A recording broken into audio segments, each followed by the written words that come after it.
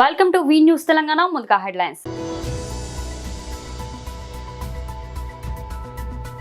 మీడియాతో మాట్లాడుతున్న మాజీ ఎమ్మెల్యే శ్రీ ఎన్విఎస్ఎస్ ప్రభాకర్ గారు. క్యాతనపల్లిలో తన నివాసంలో మాజీ బీఆర్ఎస్ ఎమ్మెల్యే బల్కా సుమన్ విలేకరుల సమావేశం. వైఎస్ఆర్సీపీ ఎంప్లాయీస్ మరియు pensioners wing state president Nalamuru Chandrasekhar Reddy press meet.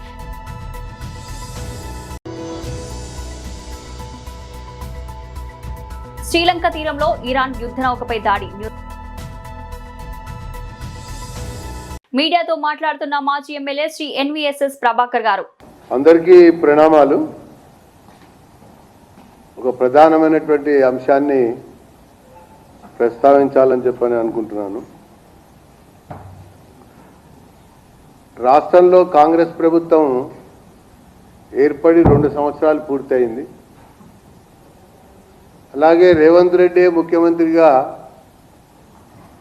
2 సంవత్సరాలు పూర్తి చేసుకుంటూ వస్తున్నాడు. ఈ మధ్య 2 సంవత్సరాల కాలంలో బహుశా భారతదేశంలో ఏ రాష్ట్రంలో ఏ ముఖ్యమంత్రి కూడా ఈ రకమైనటువంటి వ్యవహారాలకి పాల్పడలేదేమో అని అనిపిస్తూ ఉంది. 60 సార్లు ఈ రాష్ట్రంలో ఉన్నటువంటి ఐఏఎస్ ఐపీఎస్ లేక బదిలీ కార్యక్రమం జరిగింది. 60 సార్లు ఈ 2 సంవత్సరాల్లో. అట్లాగే ఈయన ఢిల్లీకి కూడా తన స్థానాన్ని పదిలం చేసుకోవడానికి 60 సార్ల కంటే ఎక్కువ ఢిల్లీకి పోయాడు. ఇక ఇతర ఉన్నతాధికారుల యొక్క బదిలీలు కూడా సుమారు 60 సార్ల కంటే ఎక్కువ జరిగింది. ఇది ఒక డైరెక్షన్ లెస్ ప్రభుత్వంగా పనిచేస్తున్నట్టు కనబడతా ఉంది. దూరదృష్టి లోపించినట్టుగా కనబడతా ఉంది. పాలనపై పరిపాలనపై పట్టు లేదు అన్నదానికి నిదర్శనం ఇన్నిసార్లు ఉన్నత స్థాయి అధికారుల యొక్క బదిలీలే అని చెప్పని భారతీయ జనతా పార్టీ అభిప్రాయపడతా ఉన్నది. నిన్న జరిగినటువంటి కలెక్టర్ల సమావేశంలో ఒక 99 రోజుల యాక్షన్ ప్లాను అని చెప్పని ప్రకటించి కలెక్టర్లందరినీ గ్రామాల్లోనే ఉండాలి, తిరగాలి కనీసం 10 రోజులు అని చెప్పారు. అంటే 2 సంవత్సరాలు మట్టి వాళ్ళు తిరగటలే అన్నమాట. జనంతో వాళ్ళు కలవటం లేదన్నమాట. దీనికంటే ముందు ఎమ్మెల్యేల యొక్క సమావేశం సిఎల్పి జరిగినప్పుడు కూడా ఎమ్మెల్యేలు మీరు జనంలోకి పోవాలి, జనంలో తిరగాలి, జనంకి సంబంధించినటువంటి విషయాలు పట్టించుకోవాలని అక్కడ కూడా చెప్పినటువంటి విషయాన్ని నేను గుర్తు చేస్తున్నా. Nobody is listening to honourable CM అన్నది అర్థమవుతుంది ఈ విషయాలను బట్టి. ఇక పోతే అసలు పాలనపై పట్టు లేదన్నది చాలా స్పష్టంగా మనకి అవపడుతుంది అనడంతో పాటు ఈ ప్రభుత్వానికి విజన్ లేదు, మిషన్ లేదు, కేవలం కమిషన్ కొరకే పనిచేస్తున్నట్టుగా కనబడతాం. క్యాతనపల్లిలో తన నివాసంలో మాజీ బీఆర్ఎస్ ఎమ్మెల్యే బల్కా సుమన్ విలేకరుల సమావేశం. ప్రత్యక్ష సాక్షిభూతంగా కూడా ఉన్నారు మీడియా మిత్రులంతా. ఫిబ్రవరి 11వ తేదీన రాష్ట్ర వ్యాప్తంగా అన్ని మున్సిపాలిటీల్లో ఎన్నికలు జరిగినాయి. క్యాతనపల్లి మున్సిపాలిటీలో కూడా ఎన్నికలు జరిగినాయి. ఇక్కడ క్యాతనపల్లి మున్సిపాలిటీ పరిధిలో జరిగినటువంటి ఎన్నికల్లో సిపిఐ పార్టీ బీఆర్ఎస్ పార్టీ కలిసి మేము ఇక్కడ పోటీ చేయడం జరిగింది.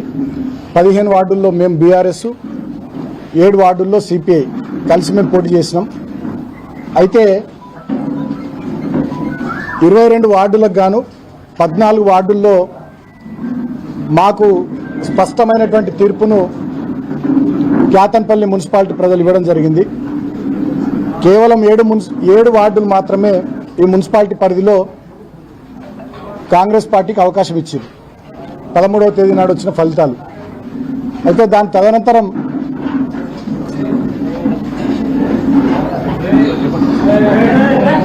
14వ తేదీన మా కౌన్సిలర్లు అందరూ కూడా భద్రాచలం సీతారాముల వారిని దర్శనం చేసుకుందామని వెళ్తే అక్కడికి కాంగ్రెస్ పార్టీకి చెందినటువంటి వాళ్ళు 8 కార్లలో, పోలీసులు 2 కార్లలో పోయి అక్కడ మా వాళ్ళని కిడ్నాప్ చేసే ప్రయత్నం చేస్తే ఆ విషయం తెలిసి హైదరాబాద్ నుంచి హుటాహుటిన మేము కొంతమంది బయలుదేరి వెళ్ళి ఇమీడియట్గా మా వాళ్ళని అందరిని కూడా తీసుకొని ఇక్కడికే కేతన్పల్లి నివాసానికి తీసుకొని వచ్చి ఇక్కడనే వాళ్ళని ఉంచడం జరిగింది. 16వ తేదీ నాడు చైర్మన్ వైస్ చైర్మన్ ఎన్నిక ఉంటే ఆ రోజు ఇక్కడ ఇంటి నుండే మీ అందరి సమక్షంలోనే మేము బయలుదేరినాం. కానీ పోలీసులు 2 చోట్ల మమ్మల్ని ఆపి ఇన్ టైంకి కౌన్సిల్ హాల్కి చేరకుండా చేశారు. కానీ కాంగ్రెస్ పార్టీ వాళ్ళని మాత్రం వందలాది మందిని మున్సిపల్ కౌన్సిల్ దగ్గరికి వాళ్ళని అక్కడికి పంపించారు. తర్వాత ఎన్నికను 17వ తేదీకి వాయిదా వేయడం జరిగింది. 17వ తేదీ నాడు ఆ రోజు కూడా మేము పోలీసు వాళ్ళతోని అధికారులతో మాట్లాడి ఎన్ని వెహికల్స్లో ఎంతమందిని పంపించమంటారంటే 3 వెహికల్స్ కౌన్సిలర్లను పంపించండి, 1 వెహికల్ మీరు రండి అన్నారు. కోవలక్ష్మి గారు ఆసిఫాబాద్ ఎమ్మెల్యే గారు ఈ ఎన్నికల పరిశీలకులుగా వారు వస్తే నేను ముందు కారులో వారి కారులో ఉండి మిగతా 3 కార్లలో కౌన్సిలర్లను ఉంచుకొని మేము తీసుకొని పోతా ఉంటే మా 21వ వార్డు బబ్బెర స్వర్ణలత గారిని ఏదో కిడ్నాప్ చేసిరని కంప్లైంట్ వచ్చిందని చెప్పి మళ్ళీ మమ్మల్ని అందరిని అక్కడ ఆపిరు. బబ్బెర స్వర్ణలత గారు డైరెక్ట్గా పోలీసు వాళ్ళని అడిగి ఎవరు కంప్లైంట్ ఇచ్చిర్రు, ఎవరు రాసిర్రు పిటిషన్ అని అడిగిండ్రు. అడిగితే మీ అత్తమ్మ గారు అంటే అసలు మా అత్తమ్మకి చదివే రాదు, ఆమె ఎట్లా రాసింది పిటిషను, ఇదంతా బోగసు, ఇది తప్పు, మీరు ఇట్లా చేయొద్దు, నేను నా ఇష్టం కొద్దీ బీఆర్ఎస్ పార్టీలో ఉన్న కేసీఆర్ గారి నాయకత్వంలో ఉన్న గెలిచినని చెప్పి స్పష్టంగా తను చెప్పడం జరిగింది. వైఎస్ఆర్సీపీ ఎంప్లాయీస్ మరియు pensioners wing state president Nalamaru Chandrasekhar Reddy press meet. శాంతియుతంగా ధర్నా చేస్తూ ఉంటే విజయవాడలో అంగన్వాడీలపై పోలీసుల దాడి చూస్తూ ఉంటే ఈ 2-3 రోజుల నుంచి కూడా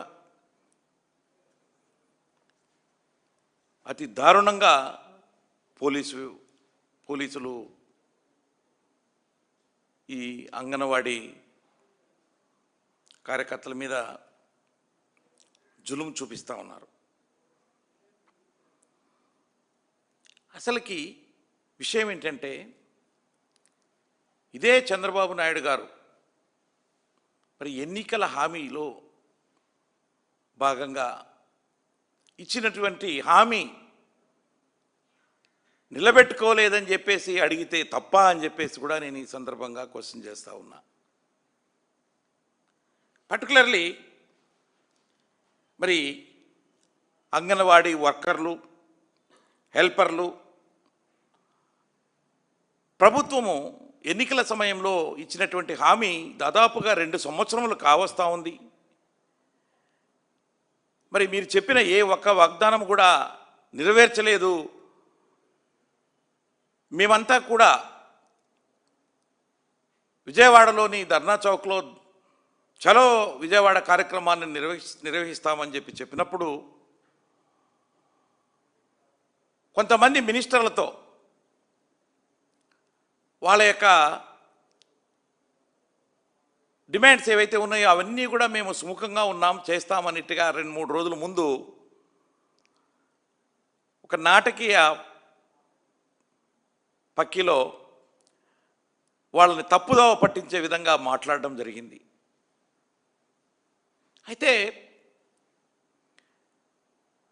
మరి అది ఫెయిల్ కావడం మూలన వాళ్ళు ఏం చేసింది లేదు. సోమవారం నాడు చలో విజయవాడ కార్యక్రమం నిర్వహిస్తూ ఆ ధర్నా చౌక్లో ధర్నా శాంతియుతంగా జరుపుకుంటుంటే మరి ఒక మంత్రి గారు అచ్చెన్నాయుడు గారు నెక్స్ట్ డే మంగళవారం రోజు చర్చలకు పిలుస్తాం, వాళ్ళ యొక్క డిమాండ్స్ అన్నీ కూడా సాల్వ్ చేస్తామన్నట్టుగా చెప్పడం. శ్రీలంక సముద్ర జలాల్లో బుధవారం ఉదయం కీలక పరిణామం చోటు చేసుకుంది. ఇరాన్కు చెందిన ఐరిస్ డెన్ అనే యుద్ధ నౌక తీరానికి సమీపంలో మునిగిపోయింది. ఈ ప్రమాద సమయంలో శ్రీలంక నావికాదళం వేగంగా స్పందించి సుమారు 30 మంది సిబ్బందిని ప్రాణాలతో రక్షించింది. ఈ విషయాన్ని శ్రీలంక విదేశాంగ మంత్రి విజితా హెరాత్ పార్లమెంట్లో అధికారికంగా ప్రకటించారు. బుధవారం తెల్లవారుజామున సుమారు 6 గంటల సమయంలో ఈ నౌక నుంచి ప్రమాద సంకేతాలు అందాయని శ్రీలంక రక్షణ శాఖ తెలిపింది. వెంటనే అప్రమత్తమైన నావికాదళం 2 నౌకలు, 1 విమానాన్ని ఘటనా స్థలానికి స్థలానికి పంపి సహాయక చర్యలు చేపట్టింది. రక్షించిన వారిలో గాయపడిన వారిని గేలలోని నేషనల్ ఆసుపత్రికి తరలించారు. కాగా రక్షించిన వారిలో ఒకరు మరణించగా మరొకరి పరిస్థితి విషమంగా ఉన్నట్లు సమాచారం. ఈ నౌకలో మొత్తం 180 మంది సిబ్బంది ఉన్నట్లు తెలుస్తుంది. అయితే ప్రాణ నష్టం విషయంలో భిన్న కథనాలు వినిపిస్తున్నాయి. సముద్ర గర్భం నుంచి జరిగిన దాడి వల్లే నౌక మునిగిపోయిందని, దాదాపు 101 మంది ఆచూకీ గల్లంతైందని రాయిటర్స్ వార్తా సంస్థ పేర్కొంది. కానీ శ్రీలంక నావికాదళ ప్రతినిధి మాత్రం భారీ సంఖ్యలో సిబ్బంది గల్లంతయ్యారని వార్తలను ఖండించారు. ప్రస్తుతం 32 మందిని రక్షించామని, మిగిలిన వివరాలు ఇప్పుడే చెప్పలేమని స్పష్టం చేశారు. ఈ దాడికి ఎవరు కారణమనే విషయంపై ఇంకా స్పష్టత రాలేదు. యుద్ధం జరుగుతున్న వేళ ఈ ఘటన చోటు చేసుకోవడం ప్రాధాన్యత సంతరించుకుంది. రామగుండం మున్సిపల్ కార్పొరేషన్ ఆధ్వర్యంలో గోదావరి కడి ప్రధాన చౌరస్తాలో హోలీ వేడుకలు ఘనంగా నిర్వహించారు. ఈ సందర్భంగా రామగుండం నగర మేయర్ మహంకాళి స్వామి, డిప్యూటీ మేయర్ పాతపల్లి ఎల్లయ్య మాట్లాడారు. ఈ సంబరాలలో కాంగ్రెస్ పార్టీ కార్పొరేషన్ అధ్యక్షులు బొంతల రాజేష్, పలువురు కార్పొరేటర్లు, నగరపాలక సంస్థ సిబ్బంది పాల్గొన్నారు.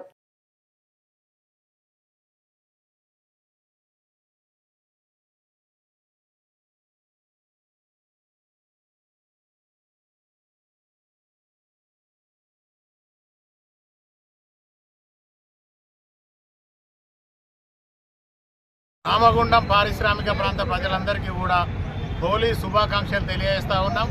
ఈరోజు చౌరస్తాలో రామగుండం నగరపాలక సంస్థ తరఫున ప్రజలందరూ కూడా సుఖ సంతోషాలతోటి ఆయురారోగ్యాలతో ఉండాలని, ప్రజలందరూ కూడా హోలీ సంబరాలు జరుపుకోవాలని, ఈ సంబరాలలో వారి కుటుంబ సభ్యులంతా కూడా ఎక్కడ ఎలాంటి చిన్న సంఘటనలు కూడా జరగకుండా అందరూ సంతోషంగా హోలీ జరుపుకోవాలని చెప్పేసి కోరుతా ఉన్నాం. రామగుండం అభివృద్ధి ఏకైక ధ్యేయంగా ముందుకెళ్తున్న గౌరవ ఎమ్మెల్యే రాజ్ ఠాకూర్ గారి నేతృత్వంలో రామగుండాన్ని మొత్తం ఒక అద్భుత నగరంగా తీర్చిదిద్దాలనే సంకల్పంతో గౌరవ ఎమ్మెల్యే గారు దాదాపుగా ఇప్పటికే 800 కోట్ల రూపాయలు తీసుకొచ్చి ఈ ప్రాంతాన్ని అంతా అద్భుతంగా అభివృద్ధి చేయాలనే లక్ష్యంతో ముందుకెళ్తా ఉన్నారు. దానిలో ప్రతి ఒక్కరు కూడా భాగస్వాములు కావాలని చెప్పేసి కోరుతా ఉన్నారు. గత 10 సంవత్సరాల టీఆర్ఎస్ పాలనలో ఈ ప్రభుత్వం రాకముందు మొత్తం కూడా రామగుండం మొత్తాన్ని కూడా విధ్వంసం చేసిన పరిస్థితి ప్రజలందరికీ తెలుసు.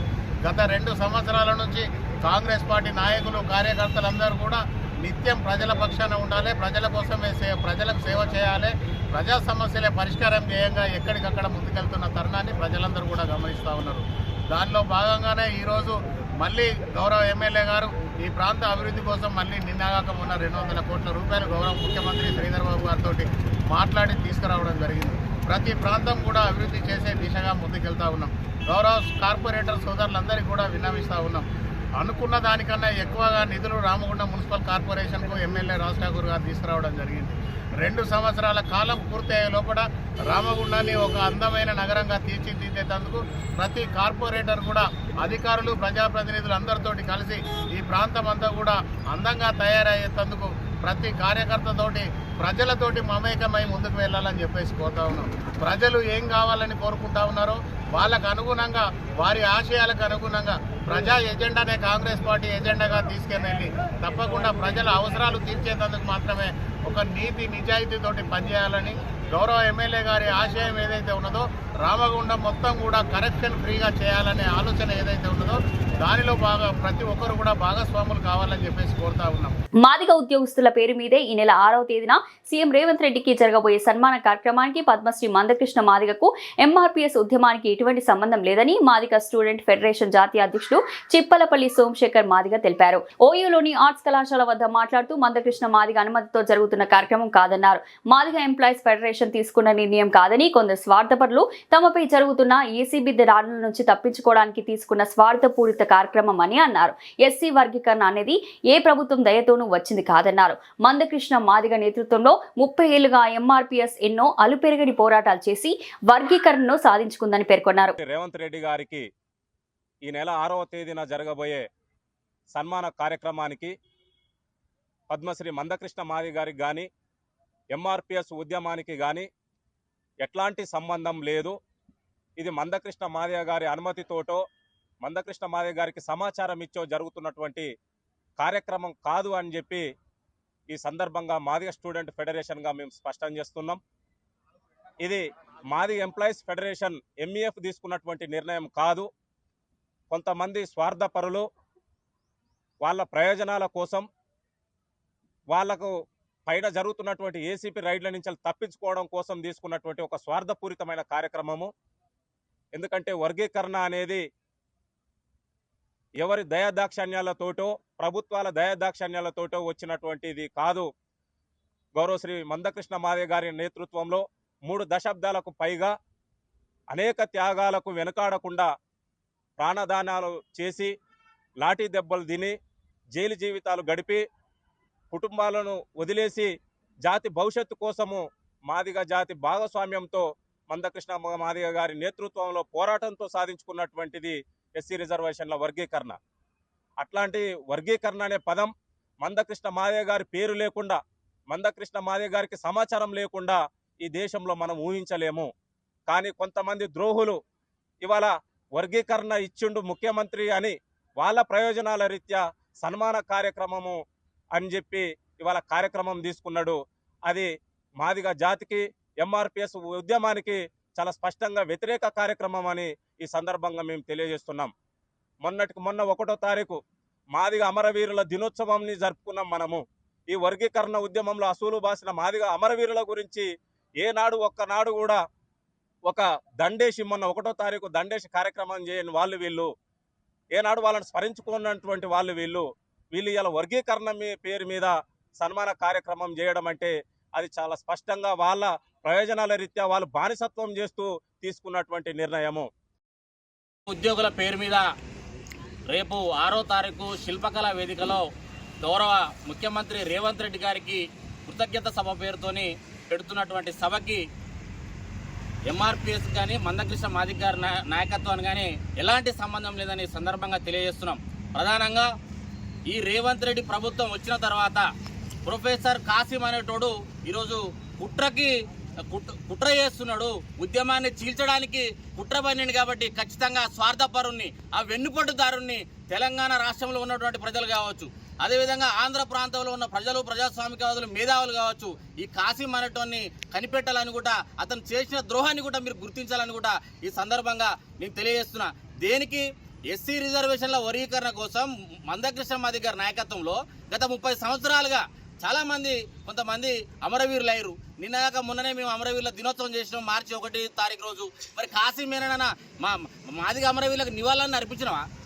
ఇలా నీ కడుపు నింపుకోవడానికి ఈ స్వార్థ బుద్ధితోని కొంతమంది ఏసిప్ ట్రాప్లో, ఎలక్ట్రిసిటీ డిపార్ట్మెంట్లో ఏసిప్ ట్రాప్లో ఇరుక్కున్న వాళ్ళు ఒక గుంపు కావచ్చు, వీడొకడు కావచ్చు, ఒక గుంపునేసి లోపాయికారంగా లోపల మీటింగులు పెట్టుకుంటా ఏదో కోఆర్డినేషన్ కమిటీలని ఏచి ముఖ్యమంత్రికి మీటింగు మందకృష్ణ కూడా వస్తున్నాడు అని తప్పుడు సమాచారంతో ఉద్యోగుల్ని వాళ్ళని మభ్యపెడుతున్నాడు. కాబట్టి దీన్ని తీవ్రంగా ఖండిస్తున్నాం. కాసింకి ఒకటే హెచ్చరిక కూడా చేస్తున్నాం, ఒకటి కూడా గుర్తు చేస్తున్నాం. నీ బతికేంది కాసిం? 17వ స్థానంలో ఉన్నావు నువ్వు. ఇలా ఉస్మాన్ యూనివర్సిటీలో ప్రొఫెసర్ ఎట్లయినావు? దానికి మందకృష్ణ మాదిగనే నీకు భిక్ష పెట్టిండు. నీకు జన్మనిచ్చింది నీ తల్లిదండ్రులు అయితే నీకు ఉద్యోగ భిక్ష పెట్టింది మందకృష్ణ మాదిగ కాదా? నీకు ప్రాణభిక్ష పెట్టింది మందకృష్ణ మాదిగ కాదా? నేను అడుగుతున్నా. నిన్ను మహావైష్ణులతో సంబంధాలు ఉన్నాయని ఎన్ఐఏ కేసులు పెడితే 2 సార్లు నేను విడిపించింది, నీకు ప్రాణభిక్ష పెట్టింది, నీ కుటుంబానికి రక్షణ కల్పించింది మందకృష్ణ మాదిగ కాదా అని అడుగుతున్నా. ఉద్యోగుల ప్రయోజనాల కోసం మనం ముఖ్యమంత్రిని కలవాలంటున్నాం. ఏం ముఖ్యమంత్రిని కలవకపోతే ఎంఆర్పిఎస్ అనేది ఎన్నడూ కూడా పోయి లాలూచిబడి ఎన్నడూ కూడా పోయి ముఖ్యమంత్రుల దగ్గర సలాం చేయలే. బరిగీసి యుద్ధం చేసి ఉద్యోగుల పక్షాన కొట్లాడి ఎస్సీ రిజర్వేషన్ల వర్గీకరణ సాధించినాం. విద్యా రంగంలో కావచ్చు, ఉద్యోగ రంగంలో కావచ్చు, సంక్షేమ రంగాల్లో కావచ్చు, రాజకీయ రంగంలో కావచ్చు, మన వాటా గురించి. ఎస్సీ ఎస్టీ ప్రమోషన్లలో రిజర్వేషన్, ఎస్సీ ఎస్టీ ఉద్యోగులు ఉంటే ప్రమోషన్లలో రిజర్వేషన్ కోసం కూడా మందకృష్ణ నాయకత్వంలో గత 25 సంవత్సరాల క్రితం పోరాడి సాధించలేదా? ఉద్యోగస్తులు నా దగ్గరకు వచ్చిర్రు, నేను అలా అండగా నిలబడి ముఖ్యమంత్రితోని థ్యాంక్స్ గివింగ్ అనేది మీటింగ్ పెడతాను డ్రామాలు ఆడుతున్నావు కదా. నీకు కనిపించట్లే? ఉస్మాన్ యూనివర్సిటీలో ఒక 50-60 దాదాపు 100 రోజుల నుంచి ఉద్యోగస్తులు సిఏఎస్ ప్రమోషన్లలో మాకు అన్యాయం జరుగుతుందని ఇక్కడ అన్యాయానికి గురైన ప్రొఫెసర్లు ఆడుతున్నారు. నీ కళ్ళకు కనిపించట్లేదా? చీపురుపల్లి జనసేన సభ్యత్వ నమోదు కార్యక్రమంలో పాల్గొన్న జనసేన చీపురుపల్లి ఇన్ఛార్జ్ విసినిగిరి శ్రీనివాసరావు, రాష్ట్ర జనసేన అధినేత మరియు డిప్యూటీ సీఎం కొణిదెల పవన్ కళ్యాణ్ జనసేన కార్యకర్తలకు శ్రేయస్ కోసం జనసేన ఉద్యమ సభ్యత్వ నమోదు కార్యక్రమం తలపెట్టారు. చీపురుపల్లి జనసేన ఇన్ఛార్జ్ విసినిగిరి శ్రీనివాసరావు ఆధ్వర్యంలో బుధవారం పార్టీ కార్యాలయంలో ప్రజలకు అవగాహన కోసం ఏర్పాటు చేశారు. ఈ సందర్భంగా ఆయన మాట్లాడుతూ సభ్యత్వం అనేది కార్యకర్తల శ్రేయస్ కోసం కుటుంబాల భరోసా ఏర్పాటు చేశారని అన్నారు. ఈ సభ్యత్వ కార్యక్రమం ఈ నెల 10వ తేదీ వరకు ఉంటుందని, సభ్యత్వ నమోదు చేసుకుని జనసేన పార్టీని బలోపేతం చేయాలని ఈ సందర్భంగా ఆయన ప్రజలను కోరారు. ఈ కార్యక్రమంలో జనసేన నాయకులు, కార్యకర్తలు వారి యొక్క సభ్యత్వాలు నమోదు చేసుకుంటున్నారు. జనసేన పార్టీ ఉద్యమ సభ్యత్వం వలన కలిగే ప్రయోజనాలు 5 లక్షల రూపాయల వరకు ఉద్యమం, 2,50,000 వరకు పాక్షిక అంగవైకల్యం జరిగినచో 2,50,000 రూపాయల వరకు ఇన్సూరెన్స్ కవరేజ్ చేయడం జరుగుతుంది. ఈ యొక్క అవకాశాన్ని జనసేన పార్టీ శ్రేణులు, మద్దతుదారులు ప్రతి ఒక్కరూ కూడా వినియోగించుకోవాల్సిందిగా కోరుచున్నాం. ఈ యొక్క అవకాశం మార్చి 10 వరకు మాత్రమే. ఈ యొక్క సదవకాశాన్ని ప్రతి ఒక్కరూ కూడా వినియోగించుకోవాల్సిందిగా కోరుచున్నాం. ఈరోజు చివరిపల్లి నియోజకవర్గంలో అధినేత పవన్ కళ్యాణ్ గారు ఉద్యమ సభ్యత్వం ఏర్పాటు 26వ తేదీ నుంచి చేయడం జరుగుతుంది. అలాగే చివరిపల్లి నియోజకవర్గంలో ఈయన స్టాల్ పెట్టి ప్రతి ఒక్కరికి అవగాహన కార్యక్రమం పెడుతూ ప్రతి ఒక్కరు కూడా జనసేన పార్టీలో భాగంగా చేరాలి. గతంలో 500 ఉండేది, ఇప్పుడు 400కి పెట్టడం జరిగింది.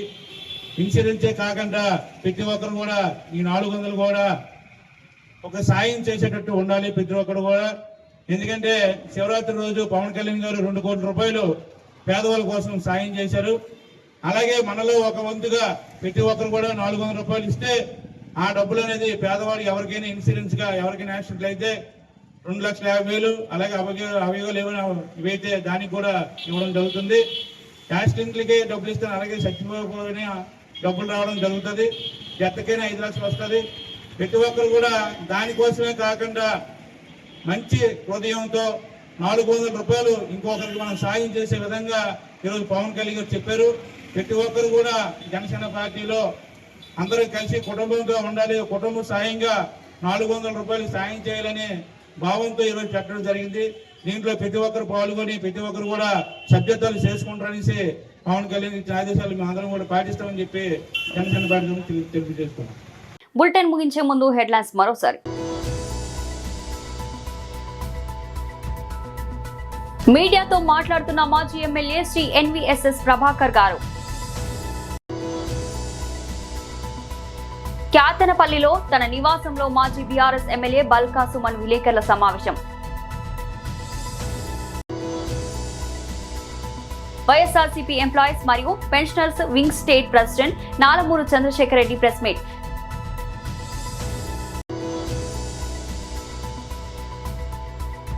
శ్రీలంక తీరంలో ఇరాన్ యుద్ధ నౌకపై దాడి. ఇది ఈ రోజు బులెటిన్. మరో బులెటిన్లో మళ్ళీ కలుద్దాం. అంతవరకు సెలవు.